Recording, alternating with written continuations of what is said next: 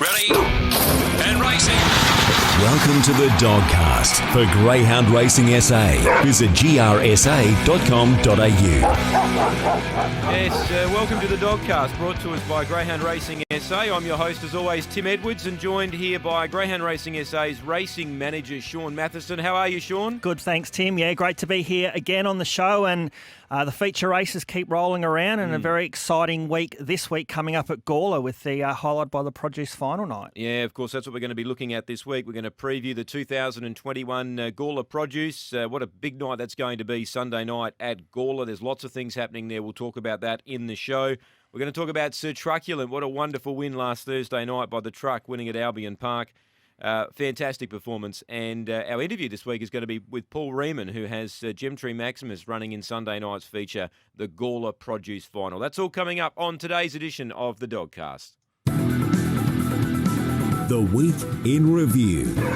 Yeah, the Week in Review is always brought to us by Fresh Pet Food Co. They're proud suppliers of fresh pet food for our GAP programs here in SA. They're based right here in South Australia. Visit their website, freshpetfoodco.com.au, all one word, for more information. Gee, it's been a big week, Shaun, as always, here in Greyhound Racing SA. And before we touch on the semi-finals of the Gawler Produce on Sunday night, we're going to turn our attention back to the Shane McQueen final, which we were talking about on our last show, and Rush's. What a wonderful race it was. Look, Rush's won, winning in 29.85 at Murray Bridge. This is going back on the 24th of June. At the top of the home straight, I wasn't too sure who was going to win that race that night. They were spread across the track, and then just out the corner of my eye, I saw Rush's getting a needle-eye opening, and we know how powerful he can be. Yeah, and a great call by you, Tim, as well. Very reminiscent of the Adelaide Cup hooked on Scotch at the end, because Rush's flew home from nowhere, and we spoke about it on the show that what a wonderful addition it was. High quality race, a lot of chances. But I think Rush's really stamped himself with that ability that he's always shown. He really produced it on that night. And he had a checkered passage, and he found his way back midfield with not much room to go anywhere. And then in the straight, he just really sprouted wings and ran over the top of them. A fabulous win. Max Voldridge second, Zipping Sultan third.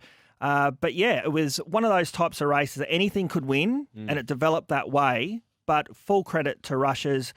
Now we might just see him progress with consistency, because that race win was a wonderful race win. And just with the Shane McQueen, it was wonderful to have the family out there as well. They made the trip to Murray Bridge. They love the facility, and I know how much they love getting to the Greyhounds every year. It's a real family event. So. And Tony and Lisa have now won this race 3 times, so it was a great win. Yeah, and look, that can happen at Murray Bridge as well, Shaun. It's such a long home straight that they feel like when you're calling them there at Murray Bridge, they're taking a while to get to you, but it's such a long home straight, and the Greyhounds that even are sitting second or third at the top of the home straight, if they're strong enough, they've got the chance and the time to run down those leaders. And that's what happened with Rush's. He was able to thread a passage through, and when I was seeing him get through, obviously he's a strong finisher anyway. Yep. But I think it's important to note too, we only got to go back a couple of months ago, and this dog was completely out of form, absolutely out of form, and the Rasmussens have turned that around. Yeah, done a great job with him.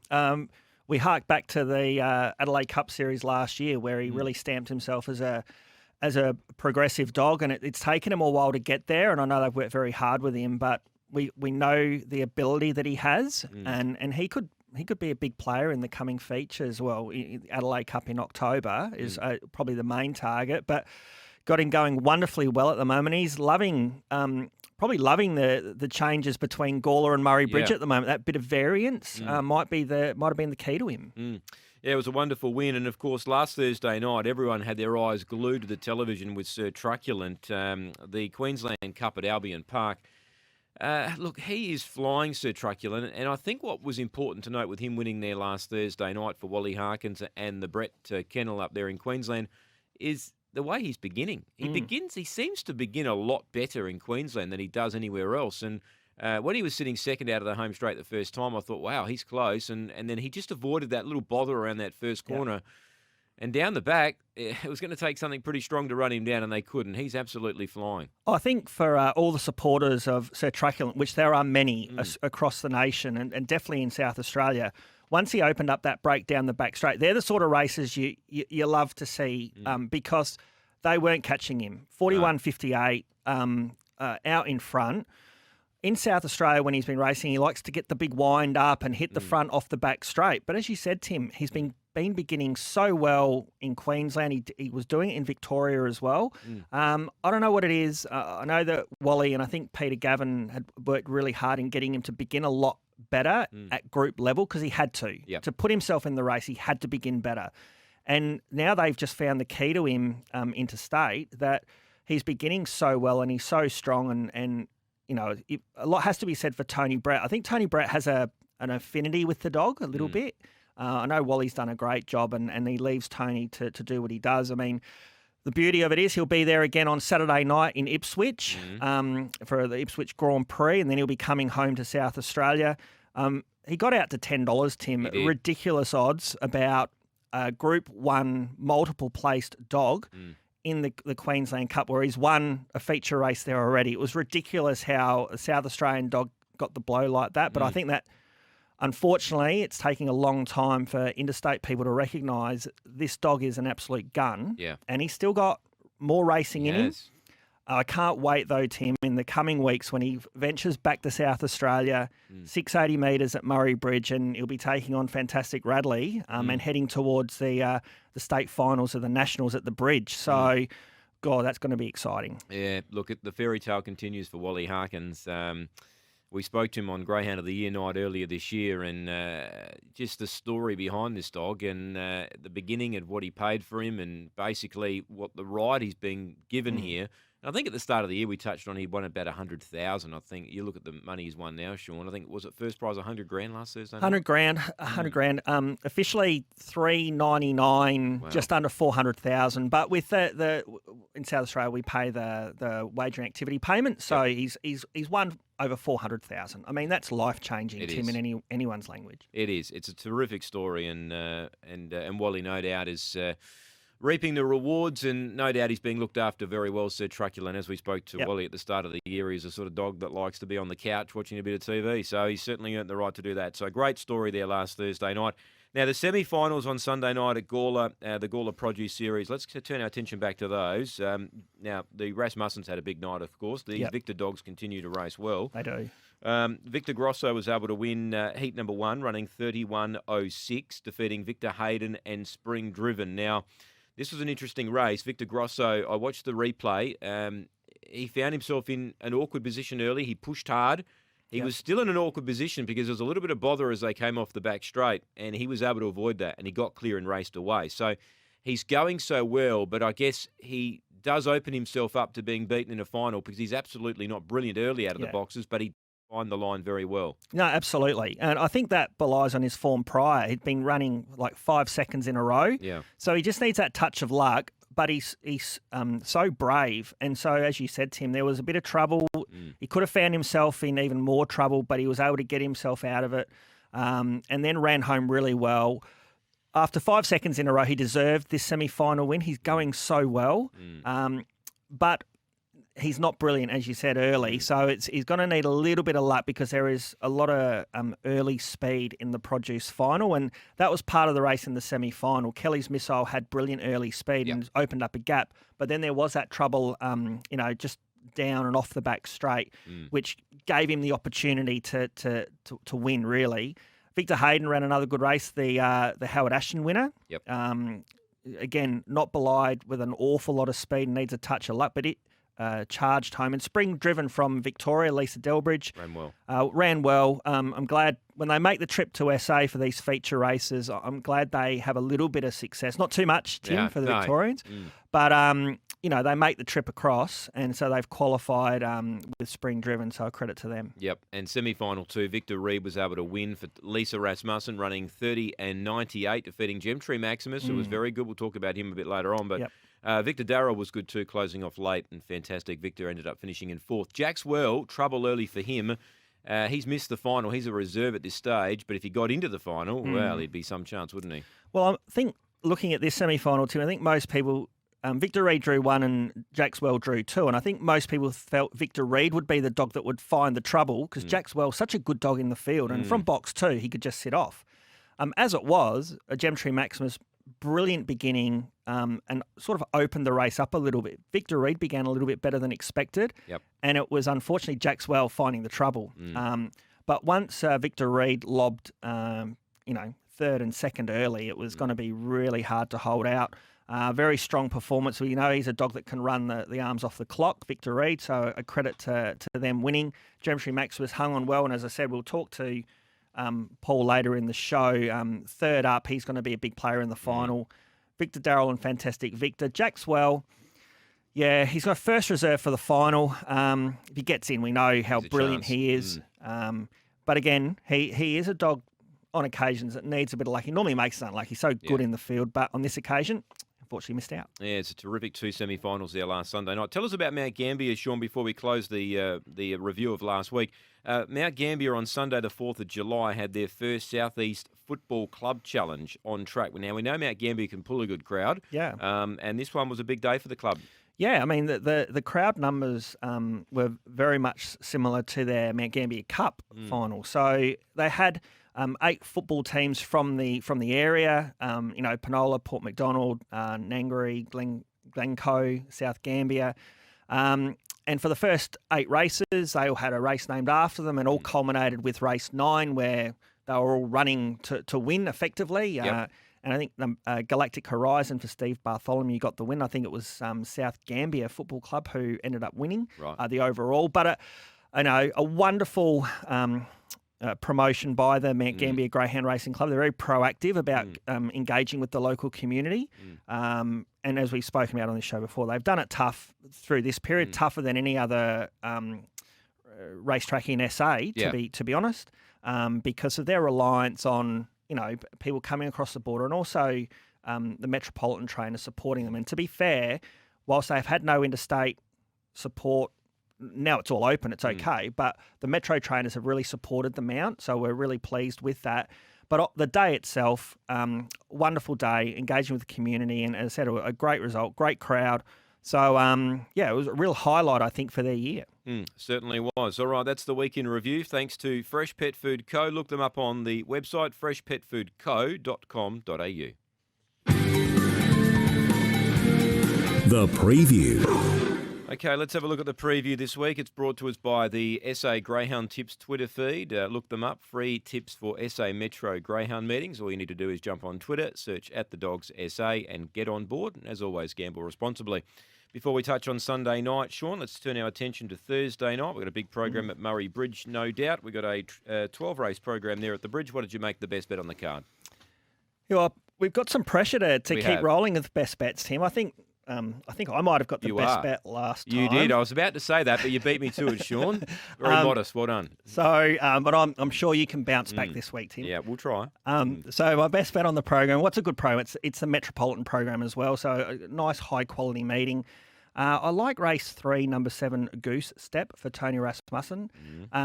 Progressing really well. Steps up to the 5:30 at the Bridge on Thursday night. 2 starts ago, one over the 4:55. It was quite a really impressive win. Began well, drifted back a little bit, then charged home down the outside for a good win, and then went to Gawler from a wide draw, ran 30.73 and really powerful at the end. So from box 7 in race 3 in what's a nice heat of this 530-metre series, I think it'd be really hard to beat. So I like him on Thursday night. All right, so race 3 for you. I'm going with Bombproof. I know there's 2 of him, but if the right one turns up, he'll win there on Thursday night. Race 5, number 2. I thought his last run was a real sign that he's ready to win here in South Australia. And he had been missing the kick, but he actually began better on Thursday night last week. So if he can put himself into a position, I think he's going to be hard to beat there, race 5, number 2. It looks a really even program on paper. Yeah, I think plenty of value across the board. And we're finding that with those metro meetings, either at Gawler or at Murray Bridge, because all the trainers and the good dogs are supporting them. We're getting a real good mix of dogs. So there's not too many odds-on favourites running around, apart from, unfortunately, Fantastic Radley. There was no 680-metre race for him on Thursday night. apart from him going around as a $1.10 favourite, pretty much everything's been value. So really another good program on Thursday. Aussie Chiggy will have to find his 3,500 some other way this week. He will. With no fantastic Radley going around. He's got terrific Keith going around in the last, who's flying at the moment, so he's going to be hard to beat. Yep. We see Rhyme Nor Reason go around again in race number 4. He was very good. Great to see him win last start because he deserved that win. Yeah, I think he has been putting the writing on the wall. I know you've been supporting him for a little bit. I think it takes a couple of runs at Murray Bridge just to find your feet, and then once you hit form, I could see him stringing a good couple of wins together. Yeah, and of course, nice to see Maya Villanelle win again last start for Steve Brook. Now, that's a good race number 10 there on Thursday night. It's the SA Bred Stake. And good prize money up for grabs there too, and she's improving, Maya Villanelle. Yeah, I mean, it's these SA Bred races are quite strong because you get a mix of low win dogs and high win grade 6 dogs. So it's a different mix of what you would normally get. But yeah, Stephen Brook, I mean, he's got a good team around him, and Maya Villanelle may, you would assume will progress through the grades. Yeah, that's Thursday night. Looking forward to that. So Shaun likes his best in race 3, number 7, Goose Step. I thought race 5, number 2, Bomb Proof. Now let's have a look at this Gawler Produce Final on Sunday night. It promises to be a big night. I know that Shaun out there at the Gawler Greyhound Club is really starting to promote this and get people right behind it. It's a big night. We'll touch on that in a moment. But this is the box draw. We've got Spring Lilac coming up with box number 1. Fantastic Victor in 2. Victor Hayden in 3. Victor Darrell 4. Gemtree Maximus in 5. He has won from that box before. 6 Victor Grosso. 7 Victor Reed. That's a Victor race, all right. Yep. Number 8 Spring Driven. And the reserves are Jackswell and Far More Crazy. So the Rasmussens have 4 runners out of the field there, Shaun, and they've got a great chance of winning it. But they're not over the line there. It's a pretty even lineup. No, clearly not. And the reality of it is you'd expect none of them will be leading. No. So someone else will be leading. And in looking at it, my thoughts are as either a Fantastic Victor or Gemtree Maximus will probably be leading, which means... and they're all different in their own different way, all the Victor dogs, but I'll class them as Victor dogs. They'll be sitting off speed and they'll have to do some work. And that's why in looking at it, I was thinking that number 7, Victor Reed's going to be really hard to beat. The only thing that Victor Reed has to do is avoid Spring Driven early. Spring Driven likes to get to the rail quite hard. So either Spring Driven begins well and just is off and gone and helps a clear passage for Victor Reed, or if Spring Driven begins on terms with Victor Reed, that's the only concern I have. But he is all class. He proved that through the heat and semi-final. So I think he's going to be hard to beat, and I think he'll get a clear enough run so long as he avoids Spring Driven. Gemtree Maximus, big player in this final. If he leads like he did last start, third run back, he's going to be hard to catch. Yeah, He's had success at Gawler as well. He's won a couple of features there, I think, and he was the SA representative in the launching pad. So we know how good he goes. And third up, going to be really hard to beat. And he'll be banking on pinching a break on these stronger types. And if he does, really hard to hold out. And then I was looking at 3 Victor Hayden, again, a dog that not blessed with a lot of speed, but very, very strong and can work his way through the field. So I'm looking at 7, 5 and 3 as my top 3. But, you're leaving out Fantastic Victor for Aussie Chegia. That'll be the dog's this will be its 3rd start at Gawler. Yep. I expect more improvement from him, and he had good New South Wales form. He did tell us about this dog a while ago, didn't he? He did mention that this dog can run. Absolutely. And anything Aussie Chegia puts to the boxes, you have to respect. I also give a little bit of hope to Spring Lilac off the red, drawn much better in the final, just whether or not he can match it with the class of the other ones. Yep. But a great addition. What was your take on the final? I'm going for the leaders here, Shaun. I do think 2 or 5 can lead like you, and I think they've both got great winning chances. I think if we look back at all the feature races at Gawler in the last, 3 or 4 months, there's been trouble on that first corner, and the dogs that are out in front obviously avoid that bother and can go a long way to winning that race. So I'm respecting the Victor dogs. I really am. Victor Grosso, probably my pick of the Victor dogs, but he's going to need luck from 6. Whereas I think if Gemtree Maximus begins like he did last start, he can lead them.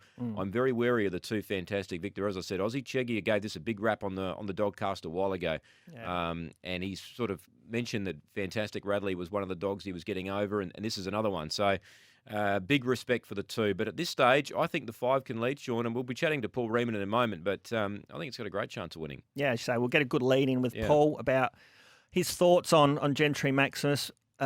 Like you, obviously in greyhound racing, leading matters. If you can find the leader, you go a long way to winning.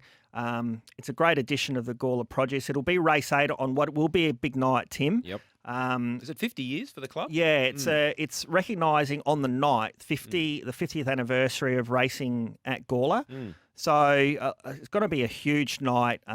Plenty of invited guests, plenty of old faces, I'd imagine. That greyhound racing, not too many people get out of greyhound racing, but I'm sure there's a number of people that'll be that people haven't seen for a while. Yep. So there's a feature final as well that highlights the 50th anniversary, which will be race 6, a $10,000 race. And I think they're also promoting the Carnival of Cups, which comes up in October, which is an alignment with the Gawler Greyhound Racing Club, the Harness and the Gallops, which has a week of feature racing in the northern region, which is going to be wonderful for the region. A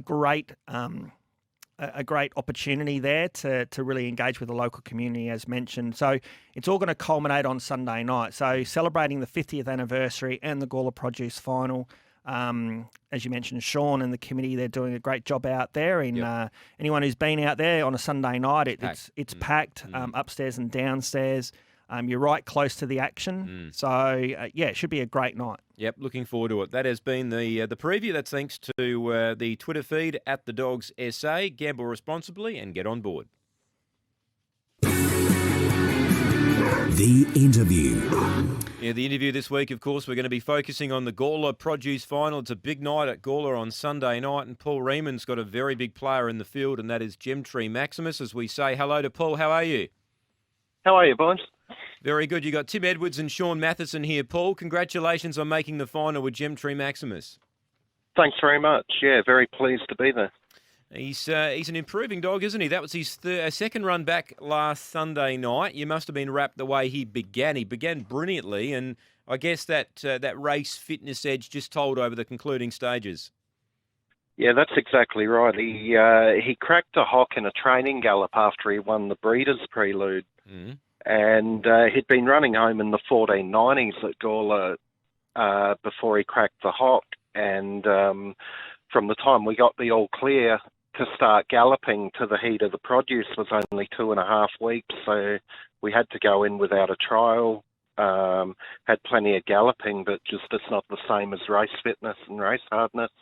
But he's improved each week and hopefully will again on Sunday. Yeah, well, I was just talking to Shaun a moment ago. On paper, it looks like he's got a great chance of clearing them from box 5 because those Victor dogs, they're very consistent and they're strong, but they're not overly quick early. Well, Reed's been jumping well. He went 3:18 in the semi-final, but he's got a more difficult draw this week. And the two Victor dogs on my immediate inside, they are quite slow out. If they give me 2 steps early, I think I can find the front, and then hopefully there's a little bit of bumping behind me and a little bit fitter. Maybe we'll get there. He's got a great record. He's only had 16 starts. He started racing earlier this year, and he's had 9 wins and 3 minors. So they're the sort of dogs you love, don't you, Paul? Because they just give their all every time they go out there. Oh, especially with that early speed. Yeah. It's priceless. I had Master Chaos, and he was a very good dog, but he didn't have that early speed. And, you know, you're always relying on no one running out on you or getting bumped early. Where this way they've just got to come out and catch you, you know. And he's had a Wormburner, Lochinvar, Akira. Of course, Wormburner, what a champion he was on the track. Yeah, actually, it's funny because Wormburner would run home in the 1250s at Angle Park and Lochinvar Akira 1260s. So Gemtree Maximus is a bit upside down. You'd expect him to be a big finisher. And instead he's got all this early speed, but, you know, has to dig deep to find the line. So he's kind of upside down to his parents. How did you get him, Paul? Gemtree Maximus? I bred him myself. I raced Lochinvar Akira. And, I bred the litter, broke him in myself. And did he show ability? I've got the whole litter. Did he show ability from day one? Yeah, from the word go. His first ever box trial I'd only put him in the boxes a couple of times in the bull ring to teach him to box. First ever box trial, he went 22.60 over the 395 in the bridge, which is quite incredible for a first ever trial. And then I switched him straight to Angle Park, and he went, I think his first trial he went 4.48 early and 17.01 down the back. So I knew we had something special right from the word go. I think he won on debut from memory, didn't he? Yeah, he did. He did. He went, I think it was about 30.01 over the 5.15 there at Angle Park. Yeah. Well, it's always good to have a dog like that. And I guess, box 5, you're expecting him to, if he jumps the way he does, he can lead, and out in front, he's fit enough to win. I just got to get, if they give me 2 steps early, I think he will lead. And then it's just a matter of who. I mean, a couple of those Victor dogs are incredibly strong. So if they lob second, I might be in a bit of trouble. But you know what finals are like. You like to get out in front early, and you're a big chance if you can do that. Well, Paul, and congratulations on making the final. Thanks, Shaun. Gemtree Maximus, at his last run, as you said, the Breeders' Prelude 2, he did beat a lot of these sort of similar dogs that he's meeting in the final. Fair enough, he was fully wound up when he won that race. And as Tim mentioned, third run back, we sort of think he's going to be a big player with his fitness and his ability. Just with the litter, you said you got the whole litter. You were doing a fair bit of form analysis, and I suppose for the listeners out there, it's not just a few hours a day when you have a whole litter, and so you had to give up a little bit of that form analysis to really try and get this litter to the track, put the time in. Gemtree Maximus, you're reaping the rewards there. Gemtree Apollo's been really good for you. And also, a few that haven't really got to the track yet. I mean, have they shown them as much ability or more ability, or where do you see the whole litter there? Is Gemtree Maximus the one? They're incredibly slow maturing, this litter. Even Gemtree Maximus in his self-confidence, he's not completely self-confident yet, and the brothers have been the same. 2 of the unraced brothers are starting to trial some fairly quick times at Murray Bridge, but they must have had 30 trials each. They have taken so unbelievably long to come to hand, but they're just over 2 years old. Yep. But they have the maturity of like 14-month-old pups. So I believe they will come good. They're just, I guess, all different, just like people in terms of maturity. And they've just been a slow litter to come to hand. But I think we will see a couple of the unraced ones will be above average. So we're probably looking at, I think Gemtree Mercury and Gemtree Artemis. I think they're a couple that haven't hit the track just yet. Mercury and Zeus. Zeus has had one run, but Zeus and Mercury are showing above average ability. They've got very good speed, like Maximus. I suppose, Paul, just as I touched on, the level of commitment to get the litter from whelping to the racetrack, it takes a lot of hours, doesn't it? A lot of hours people don't see. They only see the results on the racetrack. I suppose just put into perspective, as I said, you had to give up some work to actually ensure they got to they can get to the track, really. That's right. Look, even giving up the form guide, there's a lot of days in the week where I don't even get minutes to myself during the day. I'm pretty much running the kennel by myself, and it's just incredibly time consuming. But I'm just happy to have a dog like Maximus to at least get some reward back. Helps you get up in the morning, that's for sure. And just you and Beck Weiner own Gemtree Maximus, and anyone who's seen Beck at the races, you know how much she just loves the dogs and loves being involved, and whether they're running towards the rear or winning, she's so happy, and she's a breath of fresh air at the track, isn't she? Oh, she loves her animals.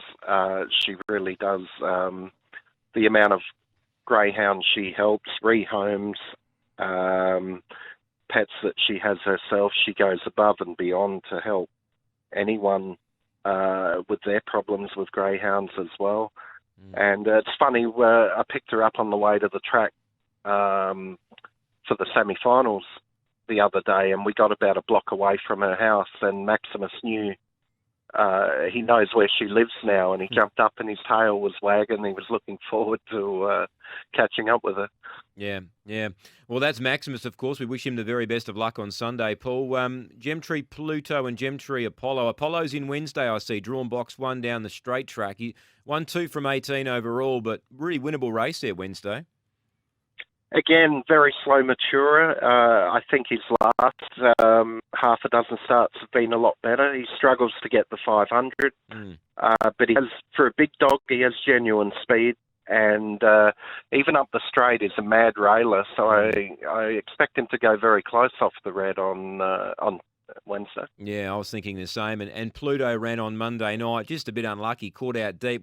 Probably no real guide, I guess, to how good the greyhound can be, because it just didn't get on the track really at all.